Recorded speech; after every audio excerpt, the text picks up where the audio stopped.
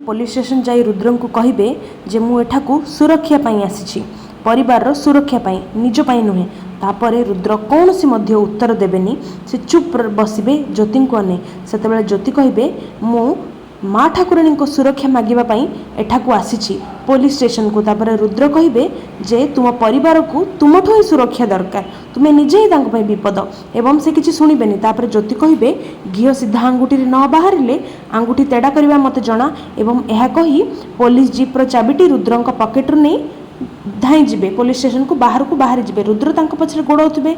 द्वितीय पटे आपण अन्य एक सीन रे देखिबे मोहिनी माँ ठाकुराणी सिंहासन गादी पाखरे एक काच जार रे किछि गोटे रखी सेटाकू लुचि छपी रखिदेवे जेभली तांकू केही न देखि पारंती एवं से काच जार भितरु एक बड़ बिछि कंकड़ा बाहर जहाँकि विषाक्त। एपटे देखा जिवो जे ज्योति पुलिस जीप नहीं बाहर चलती से उआसड़ा आसुँच एवं रुद्र तांकू जमा भी अटकाई पारे ना।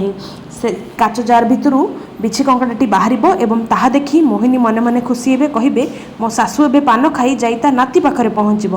तेबे दर्शक बंधु आपन को कौन लगुच ज्योति कौन माँ ठाकुराणी को सुरक्षा दे पारे ना जीवन बाबू भली।